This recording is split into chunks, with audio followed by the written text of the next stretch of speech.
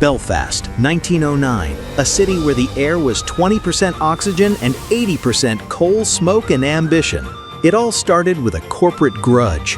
Cunard had the speed, so White Star decided to build something so massive it would make their rivals look like tugboats. J.P. Morgan provided the cash. He didn't care about the waves, he just wanted to own the horizon.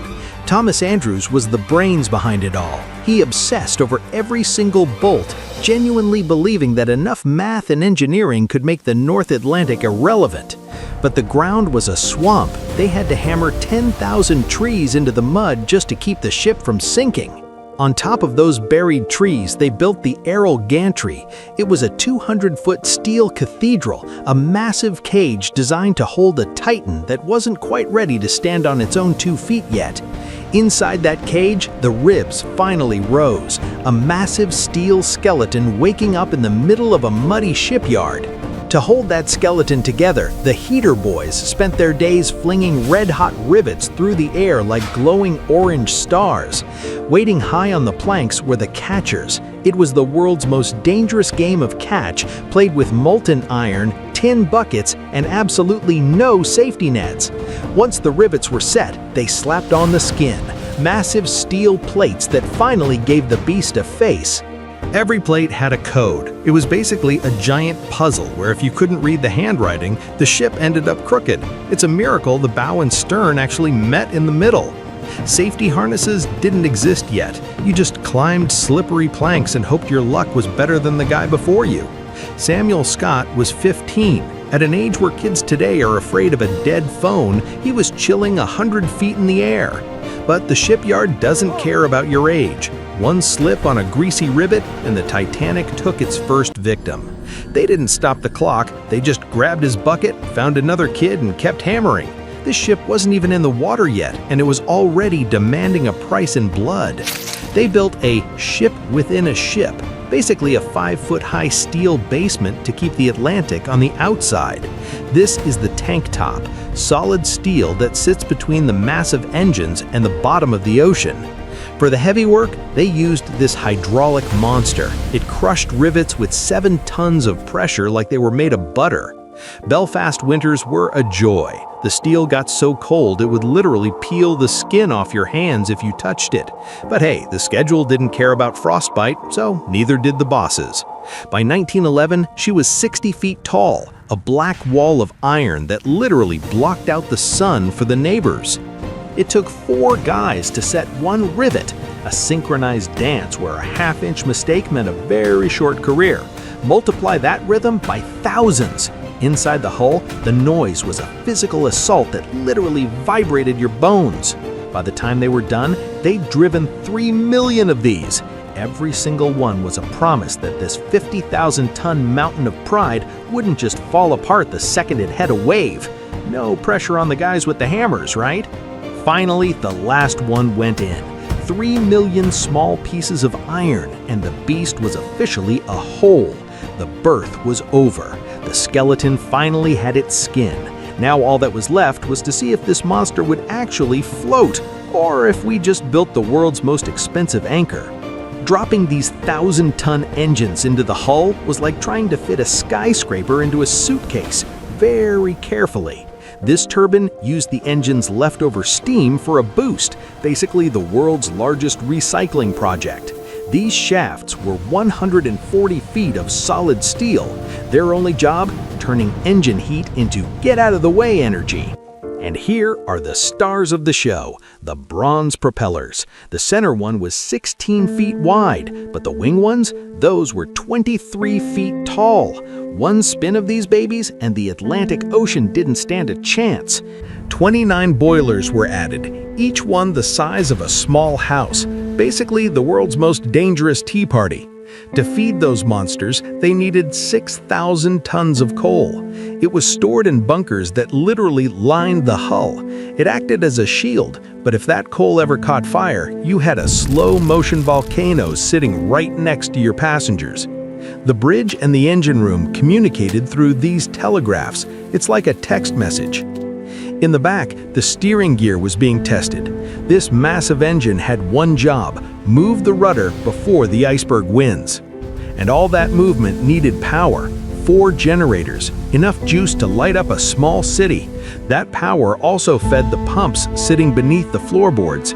They could move 1,700 tons of water an hour, which sounds great until you realize the Atlantic has a lot more than 1,700 tons to give.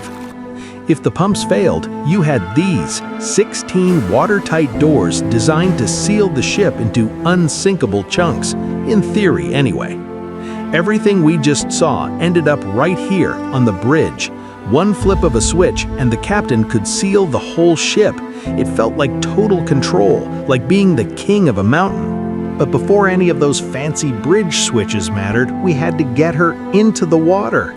To move 26,000 tons of steel, they used 22 tons of tallow, oil, and soft soap. Basically, we turned the entire shipyard into a giant slip and slide. Once they knocked out the final supports, there was no turning back. 62 seconds of pure gravity taking over. That splash wasn't just for show. It displaced enough water to nearly drown the spectators, but she was finally home. But a floating shell isn't a liner yet. Little tugboats had to scramble like ants to pull this mountain over to the fitting out wharf for the finishing touches. To finish the job, they used the biggest crane in the world. It could lift 200 tons without breaking a sweat, which was lucky because the stuff they were about to drop into the hull wasn't exactly carry-on sized. One by one, the funnels went in. They were so big you could actually drive 2 trains through them side by side. Not that you should, but you could.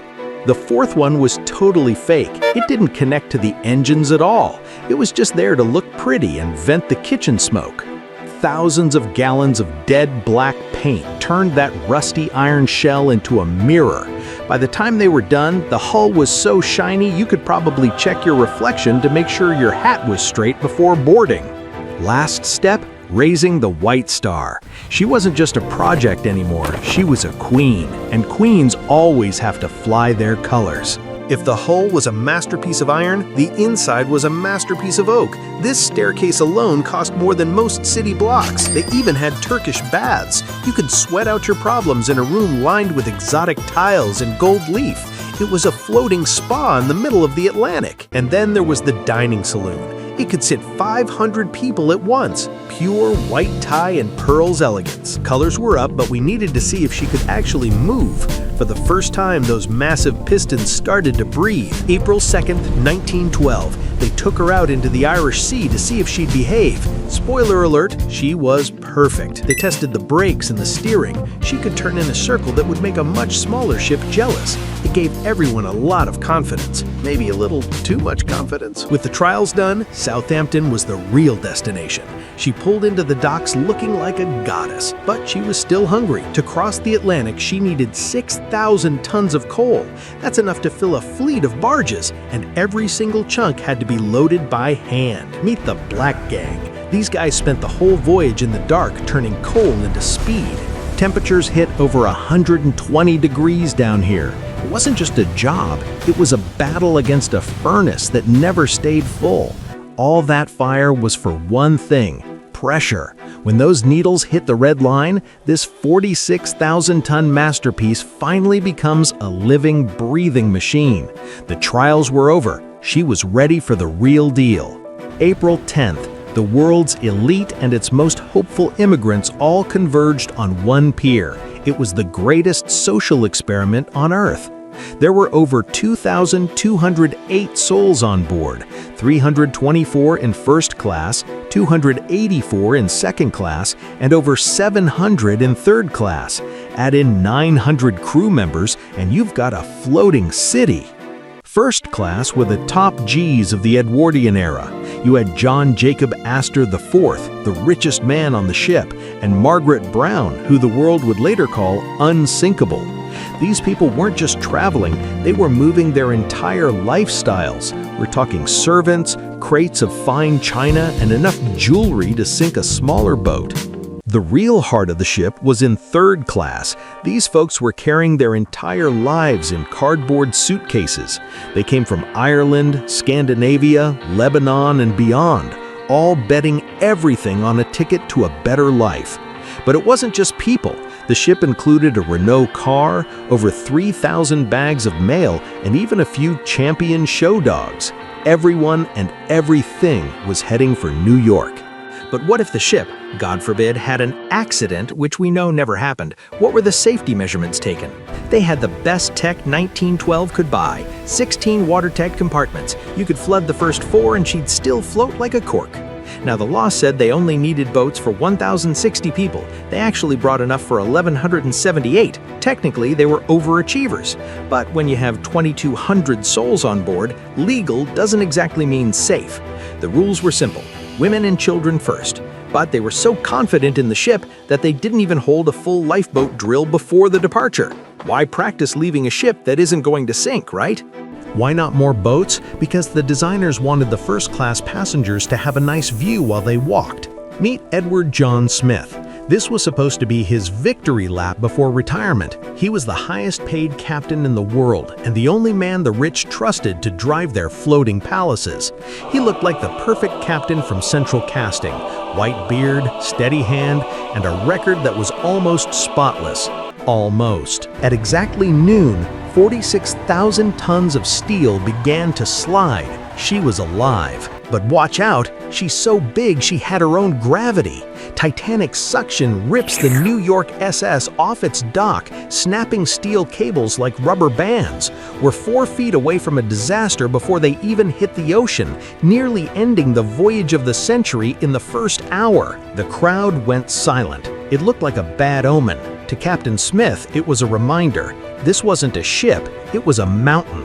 It was a quick 70-mile hop across the channel. Just 7 hours of steaming and suddenly, bonjour France! But there was a problem. Titanic was too big and couldn't actually fit in the harbor. She had to park in the deep water. Since she couldn't dock, they sent out the tenders. Think of them as fancy floating taxis. Last stop, Ireland. It's the final pickup, the last time this ship will ever see land. Again, she's way too big for the dock, and tenders were used, while local Irishmen rowed out in tiny wooden boats just to sell lace and bread. They picked up 123 passengers here, mostly young dreamers heading for America. For most of them, this was the first time they had ever seen an electric light or a flushing toilet. Even the cat had a ticket. Meet Jenny, the ship's mascot. If she's comfortable, the ship must be safe, right? Now we run. 2,000 miles of deep blue water. Time to show the world what she can do. Goodbye, land. We're heading west for a 5-day sprint to New York, baby. Out here, she's a world of her own. Over 2,000 people totally isolated on a mountain of steel. In first class, it's all about 10-course meals, sparkling crystal, and the finest wine money can buy. Meanwhile, down in third class, it's simple stew and shared tables. It's loud, it's crowded, but man, it's lively. The promenade was the place to be seen. It was all about who had the most diamonds and whose scandal was the juiciest. In the silent wireless room, the Marconi operators are swamped. They aren't just sending SOS calls, they're sending telegrams for the rich. The warnings were spiking. Messages from the Corona and Baltic were screaming, "Ice!" but they were buried under a pile of social chatter. Jack Phillips, the chief wireless operator, was exhausted. He'd been fixing the equipment for hours and was now behind on his work. He just didn't have time for more interruptions. Phillips finally snaps. When a nearby ship yells an ice warning in his ear, he taps back, "Shut up, I am busy." The operator takes him at his word. He flips the switch, takes off his headset, and goes to sleep. The Titanic is now alone. Captain Smith was enjoying a fancy dinner. He felt the warnings were being handled. On the Titanic's deck, the air turns razor sharp and the temperature plunges toward freezing in minutes. The Atlantic was a perfect mirror. No wind, no waves, meaning no white foam to reveal the base of an iceberg. It was a beautiful, deadly trap. The lookouts, Frederick Fleet and Reginald Lee, are 50 feet above the deck. These two veterans are the only thing standing between the ship and disaster. They're straining to see, and the binoculars are locked away. The key left in the pocket of an officer who stayed behind. The haze parts, and they see a dark, jagged void blocking out the stars. It's a blackbird, and it's right in their path. Fleet reaches for the bell. 3 sharp strikes, the signal for object directly ahead. He grabs the phone to scream the words that will haunt history. On the bridge, the silence is about to be shattered. First Officer Murdoch sees it. There's no time to think, only to act. "Hard to starboard," he screams. In the bowels of the ship, the engineers slam the levers into reverse, fighting 46,000 tons of momentum. The bow begins to swing, slowly. There's nothing left to do but wait and pray that the iceberg misses the mark.